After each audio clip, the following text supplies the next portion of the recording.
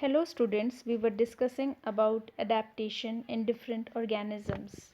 Adaptation means adjustment of the living organism to the given environment.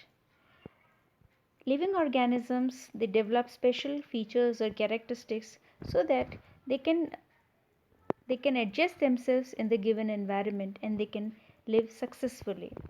There is always survival of the fittest.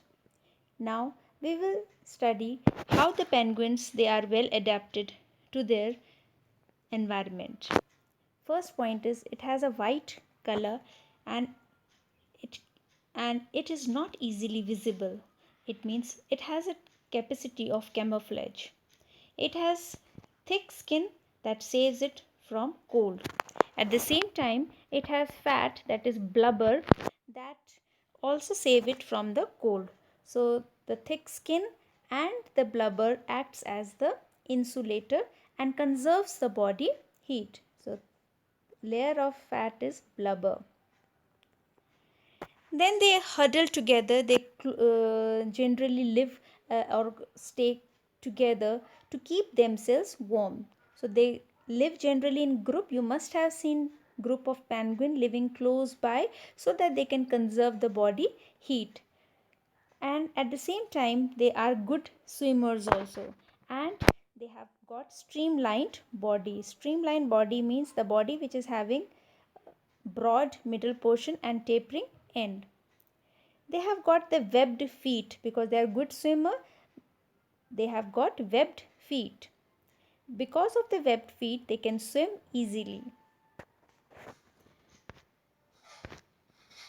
Now next topic is rainforest layers. In the rainforest, which are considered to be the hotspots of the biodiversity because they have got a rich variety of plants and animals. Now we can divide this rainforest into different layers. For example, there is emergent layer, the topmost layer, which comprises of long trees. Then this layer of middle height, that is canopy, understory, and the forest floor. Now with the help of this diagram, you will understand it in detail. Layers of the tropical rainforest. First one is the emergent layer. You can see here emergent layer which has got tall trees, branches at the highest level, and it acts as an umbrella layer. Then we have got canopy, second layer. This one is second layer, this was first layer. First layer is of emergent, second is of canopy. It is very thick, less than 2% of sunlight reaches the next level. Animal live here basically. So because of its thickness, the lower layers do not get much of light. Then understory trees grow to about 12 feet, and this is basically the home for leopards, snakes, insect, etc. And then we have got the forest floor. No growth, no sunlight, 100% humidity is there. So this is all about the layers of the tropical rainforest. Now moving ahead with adaptation of the elephant. Now different adaptations are there, that is it has its trunk and it uses its trunk as its nose, and it smells from its trunk and pick fruits and different things. It has a modified teeth that is known as tusk. So tusk are its modified teeth basically, and tusk it basically uses to tear the bark of the tree. It has got large ears, you must have seen, and large ear help it to hear soft sounds and keep it cool in hot and humid climate. So elephant also have got many adaptations to live successfully in its given environment. Now talking about the red-eyed tree frogs. So red-eyed tree frogs have sticky feet to climb plants easily. You can see in the given picture, if you can recognize, it has got sticky feet so that it can climb trees very easily, and there can be a better grip and hold to the branches. They can show their red eye, so it causes predator to pause and then the frog can get away. So they can have a scary look because of the red eyes. Since they are green and they live in the trees, so they can blend in the leaves also, means they have the camouflage also at the same time, so that they can hide themselves properly from the predator as well as from the prey.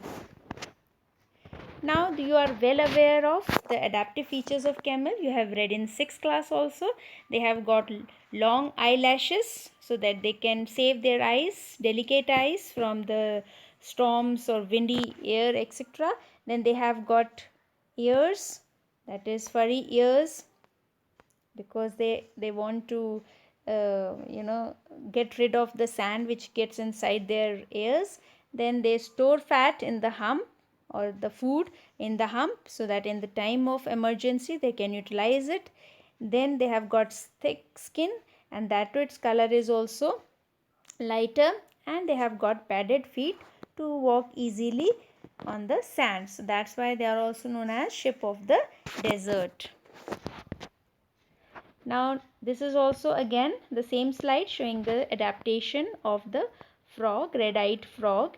It has got sticky feet, beautiful color, and it is nocturnal. That is, it allows the red-eyed tree frog to sleep during the day. Nocturnal animals, they sleep during the day when predators are hunting basically. Now this is line-tailed macaque. You can see this is also having its own adaptations. It is a good climber. It spends its most of the time on the tree. It eats fruit, seeds, leaves, flowers.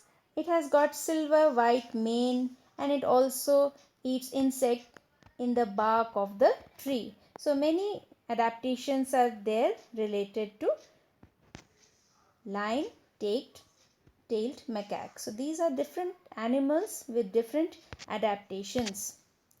Now toucan is also there, one of the bird, and it is also known for its different adaptations, adaptive features. It live in the tropics with many fruits, and mostly found in the southern America. Its adaptation, you can see it has got a strong beak to open fruit, because basically it eats fruit, and to crack the nuts it has got a very strong beak. Long beak scares animal away, but it does not use it to fight. Also have feathers which help in blend in the environment. It means they also have got the adaptive feature called camouflage. Now last topic is related to migratory bird. In winter, when it is very cold in Siberia, the Siberian crane fly to India. They go back when it is warm again in the Siberia. So basically examples are Siberian crane, Arctic tern, and turtle dove. They fly from Arctic, that is North Pole region, to Antarctic, that is South Polar region. Now the question arises, why do birds migrate? Because of the food shortage is there wherever they live. So just to overcome this problem of food shortage, they go to the new place to disperse their own breeding to different regions. And it means when they have to give birth to the young ones, then they go to safe and warmer places. They protect their babies in order to protect their babies, to get away from the predators, to avoid diseases, and they want to go to the warmer place, or again to the colder climate after things get better. Thank you very much.